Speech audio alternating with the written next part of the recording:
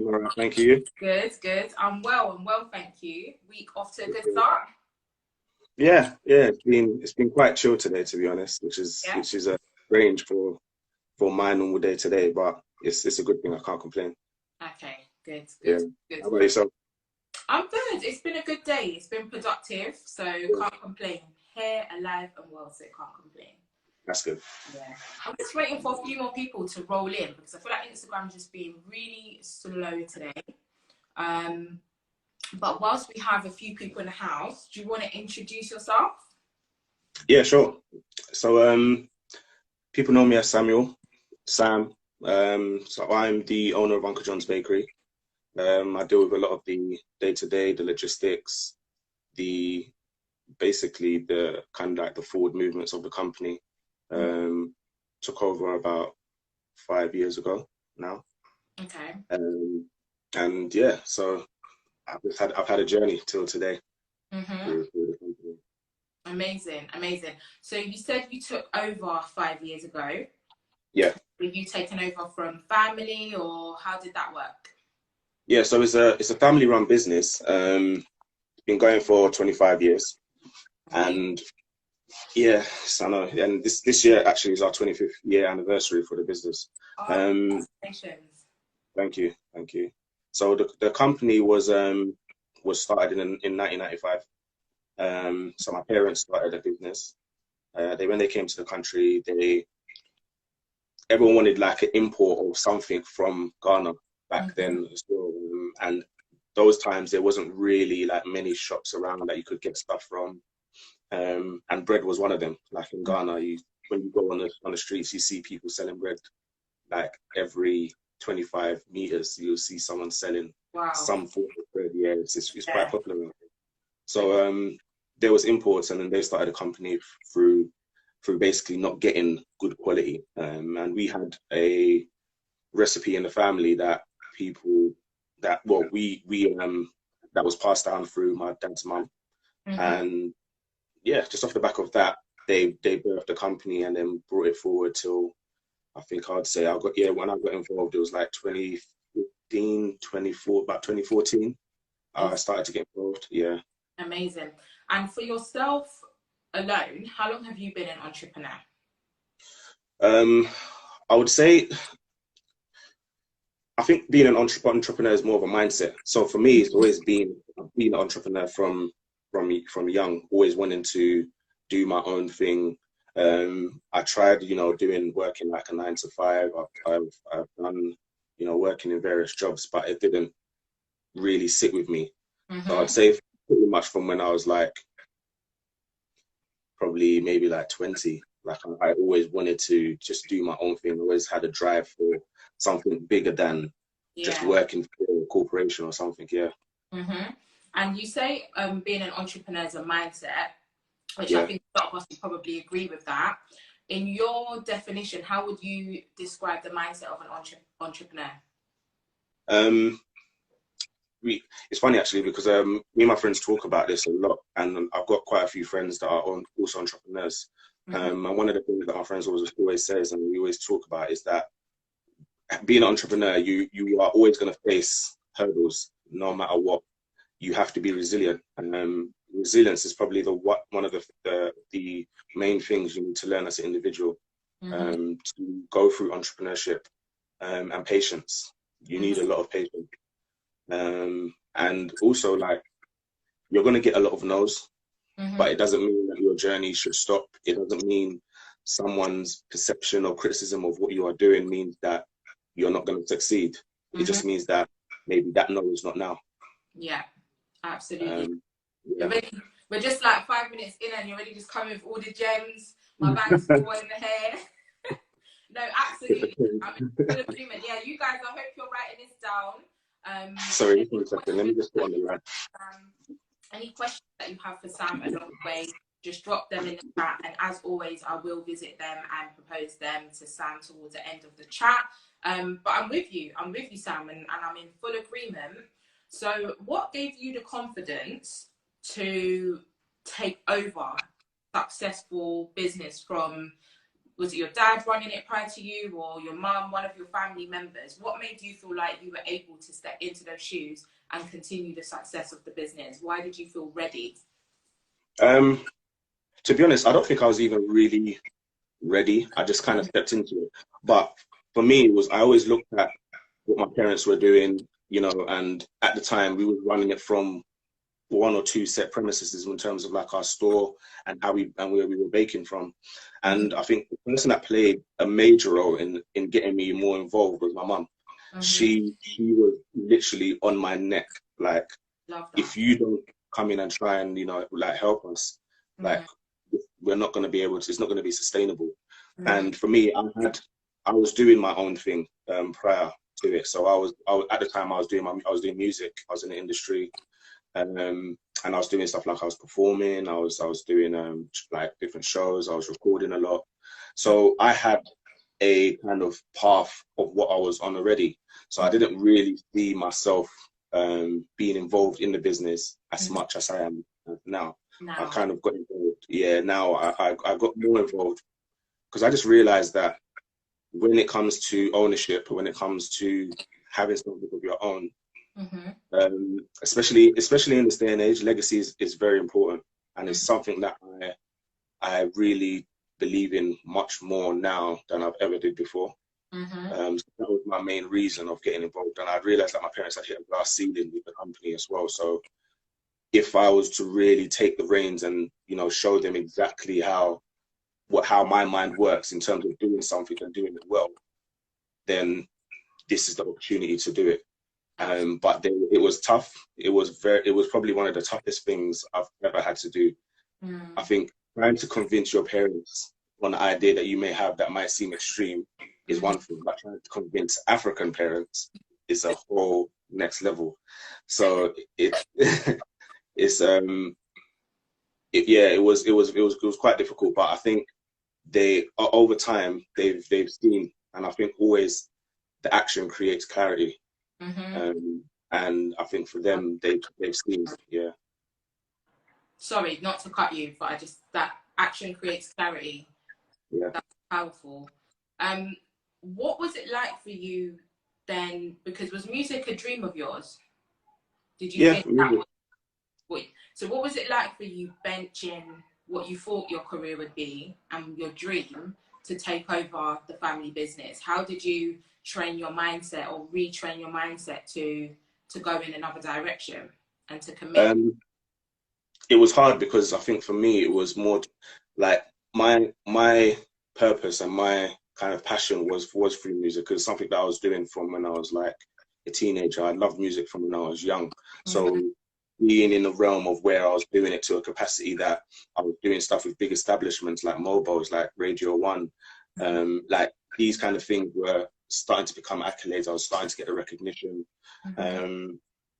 So that transition into really just taking over the company was tough. It was tough. But I think what made me realize and what made me understand of why I was doing that was that I'm doing something that is much bigger than myself. And that's what made me shift.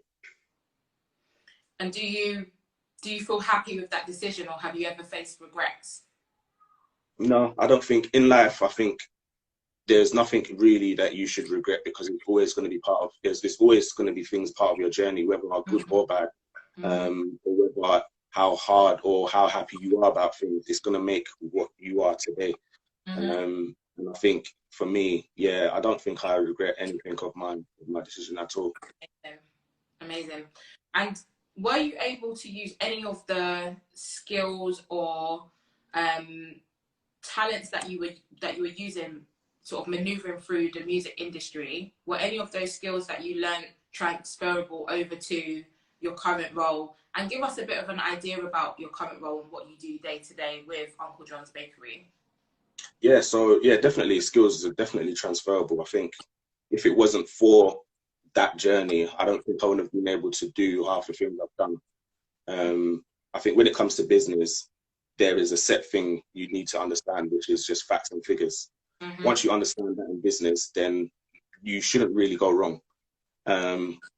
But I think what I did was able to transfer was my creative side. So stuff like in terms of doing our branding for the company and revamping that, redoing our store, making sure that the store was customer friendly, was it adapted to how the current shopper was experiencing how they shop. And I think for just for our community, in the Ghanaian community, African community, Black community, I think having a store that represents, that shows culture and heritage, but at the same time, everyone can come in and experience it, no matter what background, is also very important. So doing that also was a transferable skill, because it's when I create music, obviously it was something that I believed in terms of what I wanted to write and what my creative kind of mindset was. But at the same time, I was aware that once the music had left me or left the studio, it was no longer mine. It was for people. So that's the same mindset that I put behind, you know, taking the company and bridging it to the next kind of level. Love that. And what does your day-to-day entail as the owner now of Uncle John's Bakery? What does your day look like? My day, I don't even have a day-to-day, but literally my days are, it changes all the time. So for instance, I could be dealing with production, for instance, and we need to look at some product development, look at how we need to maybe just fine tune some of our ingredients that we're using, just looking at maybe stock control of stuff. We've got a bakery manager in place as well that looks after a lot of the stuff. One of the things that I brought into the company was a whole new system, which is called, like, it's a salsa system, which basically is an accreditation that gave us the scope to basically distribute to supermarkets. So that system, I had to learn it pretty much from scratch. Prior to doing that, my background was not food. I like to go out to eat. That was probably the most I knew about food. But I think learning that system really took the company to the next level. So I had to that system is pretty much like the Bible for our company. We follow these set structures and these set systems in order to run it the way we need to run it, in order to get the business we need to get, and also go even further than that. And yeah, just various day-to-days, just making sure that staff are happy, making sure that staff are just their mentality is right. You know, in terms of logistics as well, making sure that I've got good relationships with our suppliers, making sure that the store is also running in good order, making sure that there's a lot of innovation that's happening within the company as well. So just bringing those ideas forward, and yeah, just kind of overall looking at the facts and figures and seeing how I can shift it to the next level of where my mind sees where it's going to be. I was going to ask you with staff, because you're looking at everything sort of overall. How is it managing staff? You've got a really strong ethos at Uncle John's Bakery. And how is it managing staff and ensuring that all the staff are singing from the same hymn sheet? How do you find that? And what tips could you give anyone who may be looking to maybe grow their business, or who might currently have staff and are struggling? What are your tips for that? I think what I would say is the first thing definitely is to, in business anyway, the first thing, especially if you have lots of different areas of your business, is to understand every single area. I've done deliveries, I've done cleaning, I've served at the till, I've also baked, like I've done night shifts and I've done it. So I understand every single area of the company.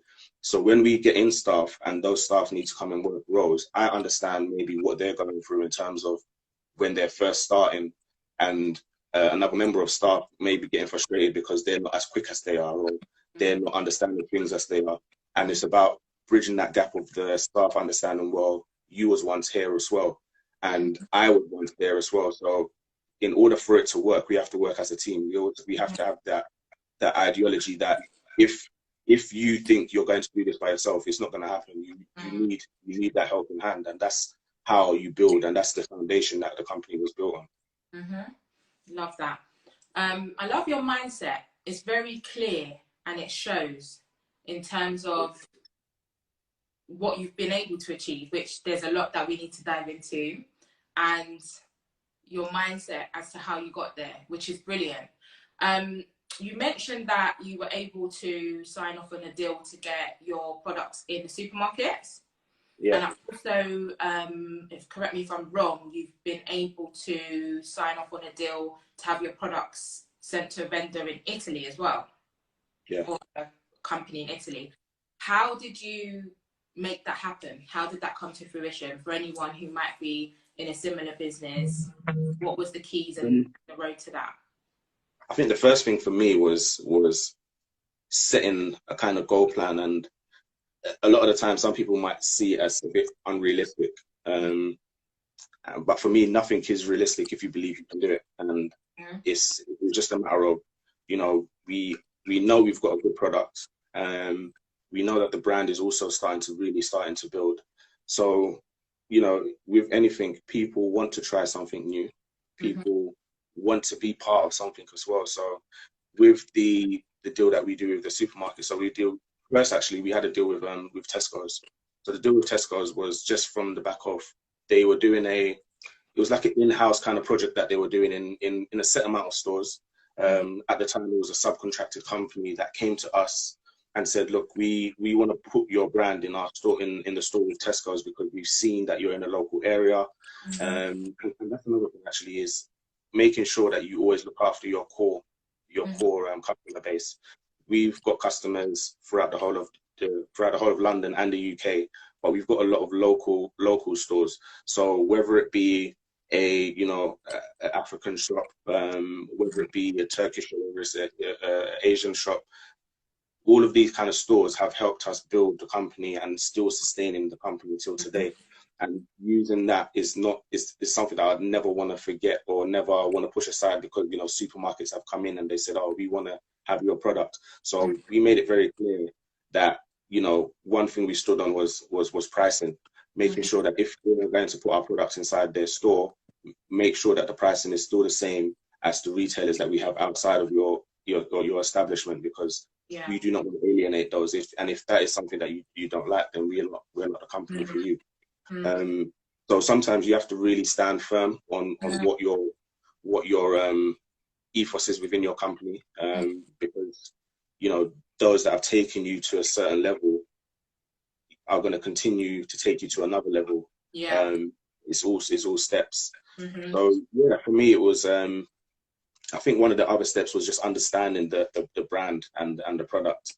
And you always have to look for, when you're approaching like major retailers and stuff like that, what is your USP? What's your unique selling point?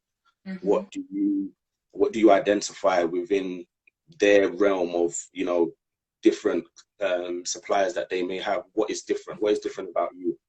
And sing your truth about that. You know, don't shy away from what makes you different.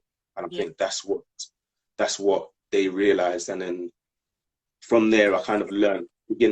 To be honest, I didn't really know what I was doing at the time. I just winged it. But at the same time, with winging it, I still was trying to understand the market a bit more than speaking. And another transferable skill from music was a lot of networking. So networking, talking to people, be open. Don't be afraid to ask questions, because a lot of the time people tend to feel like if you're going to ask a question that someone might think is simple, they're going to look down upon you and think, oh, well, you don't know nothing. But again, at the same time, everyone was at that point, at some point. So having that honesty and that transparency, people are a bit more welcoming to you and are going to be a bit more open to, you know, giving you the tips that you may need, the right people that you may need to speak to. And even still till today, it's something that I always do. Amazing. And what made you, in the beginning, if we go back, what made you want to be an entrepreneur? Like, you have a particular mindset, which is evident, but what made you not want to take that mindset and say, I want to be a CEO of, you know, John's company over there? Not John, because you're Uncle John, so yeah, you was John. Maybe Frederick's company over there, or, you know, work at the highest bank. What made you want to step out and really go down this road? I think for me, it was freedom. Mm. Not having to, not having any limitations, basically. And I think sometimes it's okay working in an environment where it's very structured. You can go into it, you know what you need to do, and then you leave. That's fine. But at the same time, for me, it was, I wanted to be in control of what my destiny was going to be. And that's what made me really drive to, work for myself, and want to provide a future that I know for years, for many generations and years, that I've kind of set a stone for that to continue. And yeah, I would say that's the main reason. Love that. And you're well on your way, because you've been featured in some of the largest, most well-known kind of news outlets. You ran a campaign with Google, right? Yeah. And you were then featured in The Guardian, correct me if I'm wrong, Daily Express, and like Evening Standard. Yeah. Give us a bit of an idea about that campaign and how that all came to fruition. It's funny because the campaign, in the beginning, when I've kind of really wanted to get involved in a company, there was a lot of things that I had my mind set on in terms of where I wanted to go. And my kind of mindset was more towards, I want this to be a global company. I want it to be known everywhere, household name. I don't know how we was going to do it, because we were not chucking hundreds of thousands of pounds or thousands of pounds behind marketing to do that. So one of the main things was quality, making sure that we produce quality day in, day out, and stick to that. But for me, I kind of like just kind of had a conversation with myself and said, you know what, like when you speak something and you really want it, it will come. And there was a saying that I saw that, and I always reflect back to it, is that it says, when you speak what you seek, we will see what we've said. And for me, I've been brought up being in a Christian household, and believing in God, and for me, like, God was like the place that I turned to all the time in terms of how offloading and getting me to the next step. And it's almost like a testimony in a way. Like, I don't know, sometimes along the journey you don't know how you even get to certain points, but I definitely know that I've been carried along the way, and that I would never like turn away from, and I always acknowledge that a lot of the time. So I think, to get to the point of working with companies like Google. So for instance, for me, I always understand that when luck meets preparation, it creates opportunities. So with the start of the whole COVID-19 situation, and the whole pandemic and the shutdown of everything that was happening, prior to that, I had like set up a new website for the company, done a little bit more of rebranding, made sure that people were aware of where they could. One of the things that what was a bit difficult for us was that people didn't know where some of our products were. So we created like a API system within our website, where people can go on and find their nearest stockist. So that was something I was very, very like I was really adamant on making sure it was done. So once I went through that process, then I got an email from someone and said, oh, we saw that you've got a new website, and you've used Google to do push out some of the news and use Google's API. Again, I've networking. I've met people that are in tech. I love things to do with technology, so I always try and make sure I implement that within the company as well. So when I got the email, they were saying, okay, well, Google are looking to partner up with an SME and do a campaign where you realize the effects of COVID and how you've been able to change your company and stuff like that. So I said, okay, yeah, that sounds great. They said, okay, well, we don't know if you will get it, but your story sounds amazing. There's many other candidates. So I sent in my stuff that they asked me to written down. I didn't think anything of it, and then literally, I think it was about 4 or 5 days later, they were like, you know what, Google love what you're doing, and and they want to feature you. So the first part of the campaign, there was 2 parts of the campaign. So the first part of the campaign was they said that they're gonna kind of someone's gonna come in and take a photo, and then that photo is gonna kind of go across various media platforms and stuff like that. And I thought, okay, cool, that sounds wicked. And yeah, so the photographer came, we did that went out.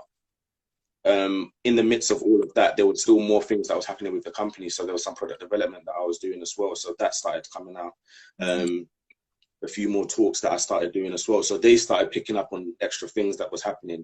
So then they came to the second part of the campaign, which was to do a nationwide global radio campaign, which went out basically via pretty much a lot of all the major radio stations like Capital, Magic, Heart, LBC, and that's been running. I think even till today, the campaign is still running, and it's just been a knock-on effect, basically, and it keeps coming in. But for me, I think there's always going to be accolades and stuff along the way. But one thing that someone mentioned to me before was that try not to let that get too much to your head, or don't dwell on it too much, because the business is what matters the most. The facts and figures within the business is what matters the most. How am I going to get the business to the next level? How am I going to get the business to it being sustainable in another country? How am I going to get it to being sustainable that we have 100 members of staff, we've got 500 members of staff? And so these are the kind of things that I think about more so than, you know, the other stuff that comes with it. But the other stuff that does come with it is amazing. But yeah, I think there is still, it's like a juggling mindset, and having balance within business, within yourself and your mindset is very key. I mean, what you're saying is true, but let's not sleep on the fact. I'm just going to go 2 seconds back into our conversation. I was trying not to smile, because that is literally just the hand of God over your business throughout COVID. And there's no doubt that you, like many other businesses, were probably like, oh gosh, how are we going to survive through this? You know, mum probably took out the prayer oil, you lot went hard one evening, and then you've done your website. And it's also a case of just being active and proactive, because you could have actually just sat down and been like, oh, well, shops closed up for a few months, so why bother with the website now? You could have been dwelling, but actually just being active and remaining, do you know what I mean? I can only imagine what your mindset was. And through that, the blessings just came raining in. Like, can we get some amens? Because that is a testimony. That is a real life testimony. And media seems to love you, because you had that campaign with Google and those features, but I also noticed you had, so BBC, you were on BBC for Black Pound Day, right? Yeah, so they came in and basically wanted just to get our take on what we thought about Black Pound Day and how it's had an impact on our business, and how we've received, how people have bought from us more in regards to that. And then again, that also coincided with a new platform that we did, so that now we do online deliveries. So as well as we do with Uber Eats and Deliveroo, we've got our own platform that people can order up to 8 miles radius from our company. And on top of that, I'm also working on another platform where people can now order throughout the whole of the UK. And basically, so that's all kind of works together. That's so the BBC came in. We did an interview on that, which was really good. That went out, and then off the back of, in between the BBC and the Google campaign, I was also asked to do a campaign with the government as well. So we're kind of talking about business support and the bounce back loans, and what we've been able to do with some of the money from it. Why we feel like it's important for businesses to make sure that they can get access to these kind of funds and utilize it correctly within their businesses as well. So there's lots of different things that are spiraling off from the preparation from well before. And always, so it can be luck that these things come, but if you're not prepared when it comes, you will not get that. You won't be able to sustain or get the opportunity. So I mean, I'm always preparing, always trying to make sure that we're a step ahead. We're always trying to innovate, making sure that the business is running and systematically that is able to sustain what it's doing moving forward. Stay ready so you don't have to get ready. Exactly. That's what it is. So speaking of the government, you also were at 10 Downing Street a little while back. Yeah. Give us a bit of an idea of what you were doing there. So the backstory of me getting into 10 Downing Street. So basically, I was selected as British Black Business Rising Star Entrepreneur for an award ceremony, and I was basically named as a finalist for that. And off the back of that, I was invited to come to 10 Downing Street, just to kind of meet with other business leaders and talk. So through that, they also mentioned to me that, you know, would you be up for actually catering for the event? And I was like, yeah, of course. So we basically got everything prepared. So not just being part of the event, we actually catered for Downing Street as well. Wow. And you know, it was interesting to see like all of our stuff that was there. You know, they obviously have their own kitchen staff, and they were going around taking some of the products to lots of different people to try. We had like a little stall that was set up that was sampling for people, and the exchequer also was kind of like dedicated a speech to two entrepreneurs. Which was myself, and another girl as well. And you know, he just kind of just spoke about, you know, the resilience of what we've been able to do as a company, and the fact that he liked the, you know, my purpose and my legacy of what I'm looking to attain and achieve. And he's got I've got his full support in regards to doing that moving forward. Brilliant. If blessed and highly favored was a person. You also were a guest speaker at Barclays HQ event for empowering young women, right? Yeah.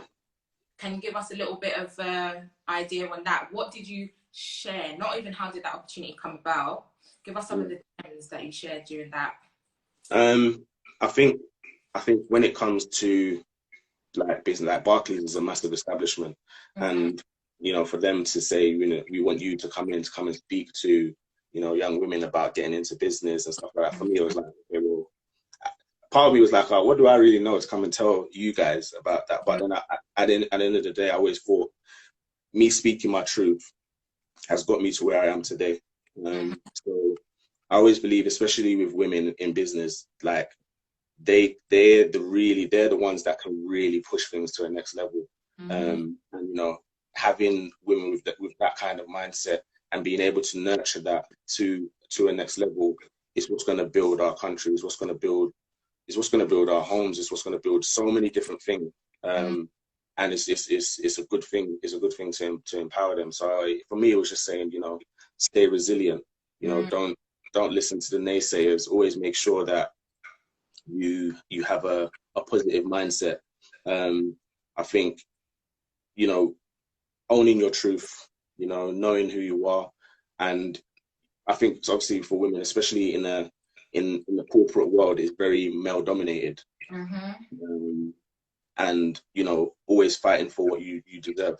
I think it's very important. So these are the kind of key things that I mentioned to them. Amazing. I'm going to dip into some of these comments. Goodness gracious, Sam, what are your bad points? Tell us. What are your worst points? No, I'm joking. Right. So we've got some Hayes in here. How are you? Ready for some gems? Hey. Guys, do drop your comments in for Sam on here as well. We've got lots of thumbs up and agreements in here. Are your products available in stores? If so, how was that achieved? If not, is it something you intend to do? We discussed that really, didn't we? Yeah. So just briefly, yeah, our products are available nationwide. So we're in stores across the whole of the UK. We're also abroad in parts of Europe as well, like Italy, France, Germany, Belgium, and we're now starting to work with a few other countries as well in terms of branching to other territories. But yeah, when people go onto our website, theunclejohnsbakery.com, if you want to find your nearest store, just literally put in your postcode where it says stockist, and you'll be able to find that. We're continuously updating that part as well, so you'll be able to find, yeah. And you've got one mother store, which is in North London. Is it North London? Yeah. Your actual Uncle John's Bakery. There's only one Uncle John's Bakery, right? Yeah, yeah. And then you've got supermarkets and local shops who buy your products and stock it in their stores, right? Yeah. We got some 100s, agreeing with what you were saying. We got some amens in here. Thumbs up. Amen, amen, amen. Blessings. Afi flow like river. Okay, we got some jokes in here. Brilliant. Always moving forward. That's key. Someone said I can't cook jollof. I actually can cook jollof, actually. You'll be quite surprised. I'm quite a good chef. Someone said you can't cook jollof. Oh, that was your bad point. Yeah. Okay. So I know you're probably rooting for Ghanaian jollof. Of course. So we got some brilliance. Always moving forward. That's key for successful business. Well done. Yes, King, this guy is an inspiration. So you're inspiring people out here, Sam. We got some claps. What is your podcast again, please? That's the End Goal podcast, right? Yeah. We're gonna get Sam's socials and podcast and everything at the end of the interview, guys. So just stay tuned in, which isn't far from now. We've got some more amens, some yas. He buys too many trainers, so this is your down point. So you make good money, but you spend. Well, we can see actually. You know what? Yeah, this is stuff that I've had. I maintain my stuff for a long time. So for me, it's not. I don't buy trainers. Literally, can't remember the last time I bought a pair of trainers, and it's probably not even this year, to be honest. I just keep them in good condition for a certain period of time. You do sound really serious, and you sound like you're telling the truth, but I don't know. No, I'm telling the truth. I'm telling the truth. Okay. Oh, you're rubbish at FIFA. Do you know what? Where's your supporters? Your friends aren't very loyal. Rubbish at FIFA. Can't cook jollof. Happy flow. Talking about rivers again on here. How do you balance your work life and personal life? That's a great question. Work life and personal life. I think for me, it's always going to be. I think understanding balance has been one of the key things, especially the past maybe 4 years for me, has been massive in terms of understanding that, knowing when to switch off, you know, and knowing that, you know, all of my energy and all of my heart can't just solely be for the business. It also has to be for, you know, for the people that I love, for myself as well. And I think each night, the thing that I always do before I sleep is always ask, when I pray, so I always ask for wisdom and strength. I don't ask for anything else. And I think once you have those things, it gives you a strong balance. It gives you a strong mindset in terms of how to sustain life going forward. And I think there's always going to be hurdles. There's always going to be things that come in that throw you off, that, you know, creates an unbalance. But then I always see it as that's just life. And when you look at somebody that goes into the hospital, once the machine is going up and down, you know that they're still alive, they're still there, there's still chances, there's still hope. But once it's flat, that's it. There's nothing that you can do about it. So, you know, always taking the rough with the smooth, and, you know, just being a bit more kinder to myself in terms of time, because that is one of the things that I work so hard for, is to create that time. And yeah, you know, fulfill what I need to fulfill within it. What has been your biggest hurdle to date? What's been your biggest setback in your journey? I wouldn't take it as a setback. I think the biggest hurdle was definitely changing the company's culture. Obviously, like, my parents done a great job from the beginning. They got it to a point where, you know, it was in a local community, people knew about it, but changing their mindset and changing the workers' mindset to this is the way that the business is going to be done now was the most challenging thing I've ever done, because I was going in it wholeheartedly knowing that this is how I see it, but I need to now prove to everybody else that this is how it's going to be done. On top of that, it's going to fall on my shoulders if it doesn't go well enough. I know that it sustains a living for my parents. It sustains a living for myself. So if I'm not able to facilitate that, I'm going to bear the brunt of that also. So I think that pressure alone made me really, really push to create and get the company to a level where the action, the clarity that came from it is literally there to be seen. And as I said again, there's always going to be hurdles. There's always going to be things that happen. It's just having the resilience and having the patience to know that you will get through whatever it is. You will get through it. You just have to just keep patient, keep persistent, keep consistent, and yeah, just keep pushing forward. Amazing.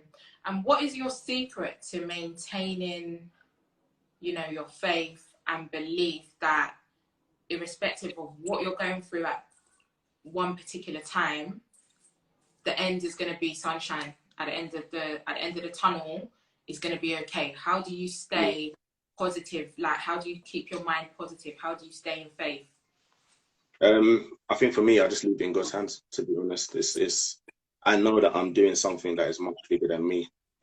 It's not obviously now. Obviously, I'm doing things in the present that people can see and people can refer to and stuff like that. But at the same time, this is much bigger than me. We're talking about generational wealth. We're talking about a narrative that a lot of the time is not really portrayed as much. And me coming from doing music, is a narrative in the entertainment industry. People always push people that are in music, the push of people that are in sports, and those are very hard fields to make it in and to do stuff in. But again, business is not easy either. It's not something that click your fingers and it's done. Would I say I'm a success now? Where I want to get to? No, I'm still chasing. I'm still pushing forward. But I think at the same time, I think it's just a journey. It's just a journey, and I always have faith that that God has got me no matter where the journey takes me. And I think that's what keeps me at peace. Knowing that it's difficult, but we're human beings, and I think you're always going to be question certain things from time to time. But I think just that having that resilience alone and knowing that God's got your back, someone's got your back, you'll be fine. Yeah. And let me get into some more of these questions. Someone said, prove it. It's probably about the jollof. Jollof with faces. What advice would you give to a new business owner who is in a very competitive industry, example, hair and beauty industry? I think what I would say is find what your unique selling point is. We mentioned this earlier. Your unique selling point is always going to, create the change from who your competitors are. And I think in business as well, be aware of your competitors, but never concentrate on them. Because we are in a world of 7.3 billion people, and you have a product that is quality, that looks good, it's got a unique selling point to it. You will create a following for that is sustainable. Whether it starts off with being one customer, whether it will build. Word of mouth goes a very long way. And the use of social media as well is very powerful and very helpful in growing and sustaining businesses as well. So just making sure that you're consistent. I think one of the biggest things is people are not consistent. They may face one hardship, two, or they may have someone that's giving criticism and then they feel like, oh, then I can't really do this. I think you know why you want to do it. So stick at it and keep building and keep growing and keep talking and keep taking in information and keep educating yourself of how you want to get to the next stage. Because if someone else has done it, there's no reason why you can't. Amen. I co-sign that one. Right. When you were making music, in what genre were you in making? When you were making music, in what genre were you in / making? So I guess they mean what genre of music were you making, and what is your favorite music genre? Whilst you answer that, I'm just going to switch on the light and stuff. Sure. So for me, it was I started off doing like grime, hip hop kind of music. My music background has always been kind of like fairly eclectic. So when I was young, I studied piano. That I've got, you know, I've done distinctions in. I didn't get to classically trained, but I'm fairly good at playing the keys. So music is just something that I've always liked and loved. So I like to experiment with sounds. If I listen to jazz, I'll listen to classical music. I'll listen to, obviously currently now, like Afro beats. So it's quite eclectic when it comes to music and what I like. Amazing. Any gospel in there? Did you listen to any gospel? Yeah. Sometimes on a Sunday. Favorite, to be honest, I don't really have a favorite, but I would listen to, you know, Kirk Franklin, and just various other artists. But it's not something that I dedicate myself to listen to all the time. But yeah, when I listen to it, I'd like maybe it'll uplift. Yeah. What is one takeaway from your journey to where you are now? One takeaway. Yeah, I guess what has been your biggest takeaway to date in your journey, I guess, is what? I would say always believe in your thoughts. And as I said it earlier, like nothing is unrealistic if you believe you can do it. You have to have that self-belief. You have to believe it more than anybody else, in order to really not prove, but to show what you are capable of. And you know, this is something that I believe should be installed in children from early.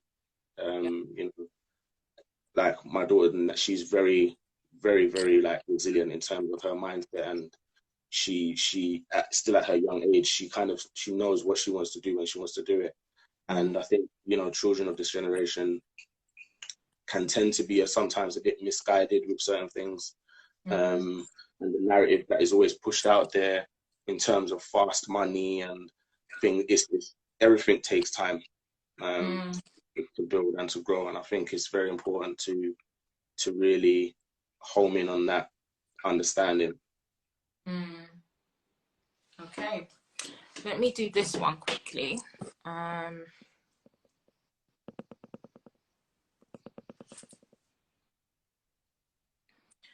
Profit margin versus cutting corners. Have you felt the pressure or seen how other people can go down that path? Profit margin. Go ahead. Yeah, profit margin, I think it's always good to make sure, again, when that comes down to business, facts and figures speak in an abundance for where you need to take your business to. And there are times where you may work with a certain company, and you know that their platform that you're going to be working with them on is a big plus for your business and how it looks. So you may need to you may cut a bit more on your margin to be in that space, but you know that the marketing power of that is going to get you business elsewhere. So if you have a company that sells directly, for instance, and you have a online website, you know your direct to consumer, you're going to get the most out of your margin. But you know, if you went to another retailer and that retailer is massive, but being on their platform is also going to drive traffic to your website, but you're not going to get a bigger margin on that platform. It's also good to do that. I think cutting corners at some point can catch up to you. And I think it's not the greatest way to do business. I think that's more of a short-term way of doing it. I wouldn't particularly agree with that kind of way.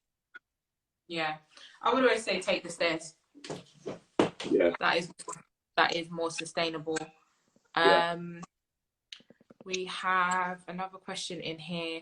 How important was financial literacy to your success? Where will you recommend one starts to get there? Financial literacy is very important. You know, once you start a business, you just want to sell. You just want to get your product out there, but then you need to understand what that looks like figures wise.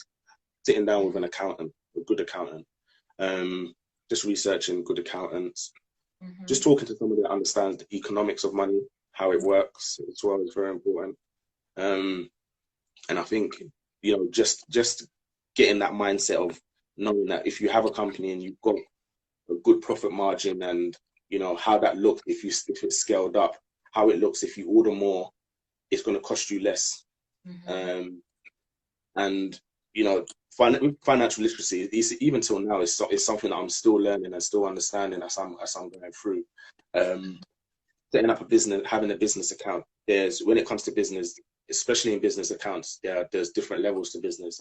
You have maybe a set manager for a certain amount of income that you bring in from your company, and there's also another manager you have if it's on another level as well. So understanding the different levels, understanding what kind of options and opportunities that they can give to you with having that, and I think, you know, understanding what your cash flow, understanding your stock intake against, you know, any wastage that you may have, and all of these kind of things you learn and grow through the process. So yeah, financial literacy is very important, but you don't have to. It's not something that you should I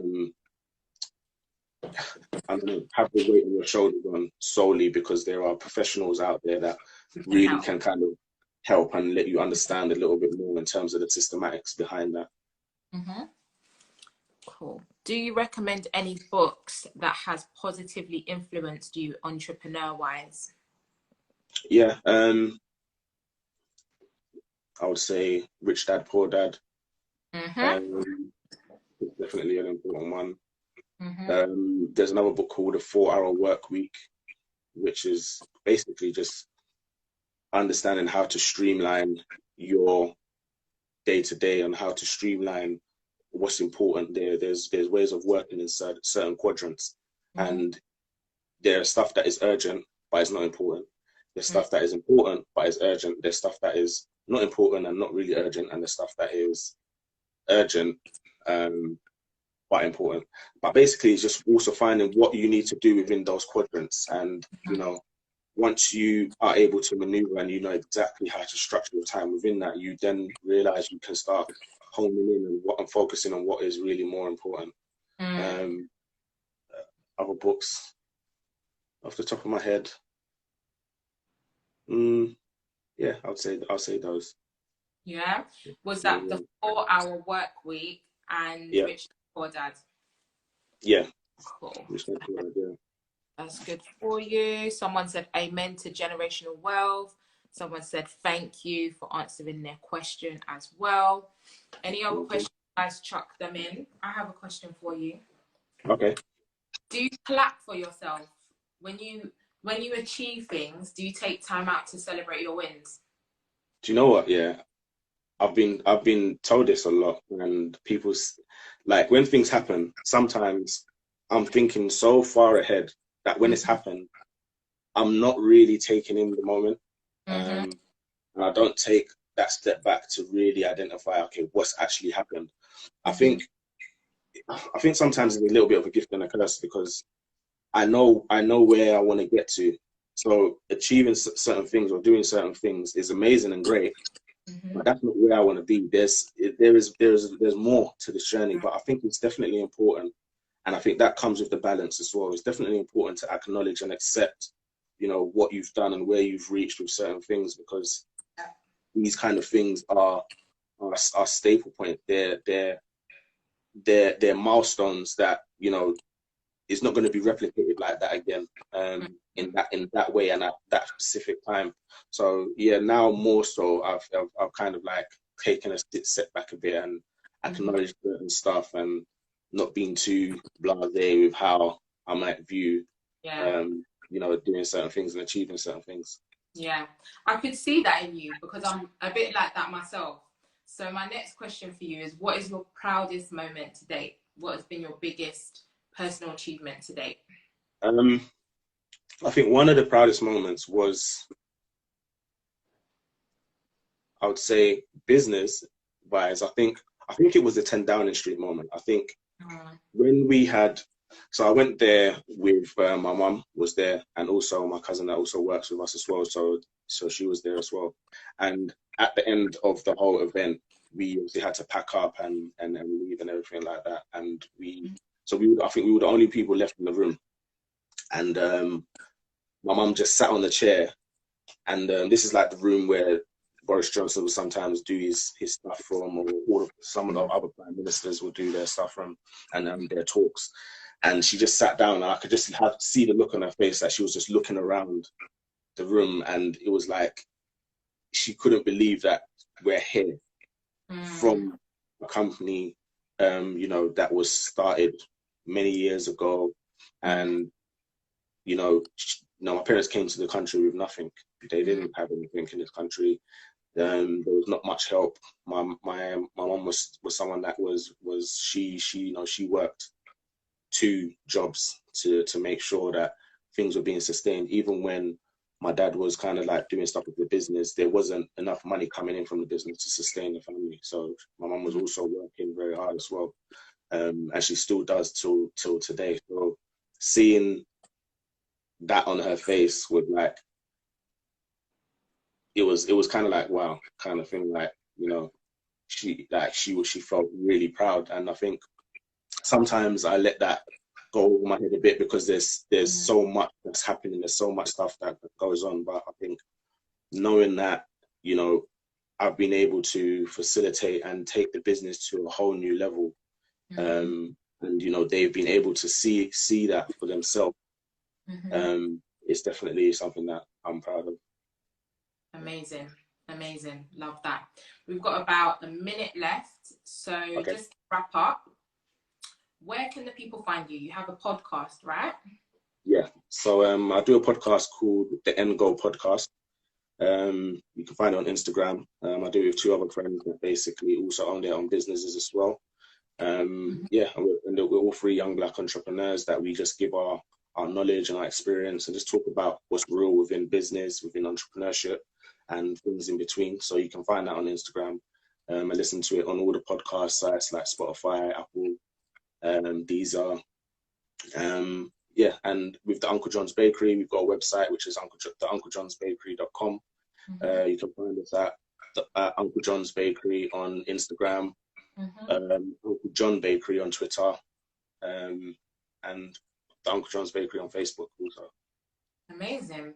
Sam, thank you so much for joining us this evening. No problem. Thank you for having me. Thank yous in here as well for answering the questions. Guys, thank you guys so much for joining us. You can watch the replay on IGTV for 24 hours. So if you have anyone, Sam, who wants to watch a replay, they can catch it on IGTV for 24 hours, and then it'll be uploaded to our YouTube indefinitely. All right? Thank you everyone so much, Sam. Have a good evening. You too. Take care. Bye, guys. Bye.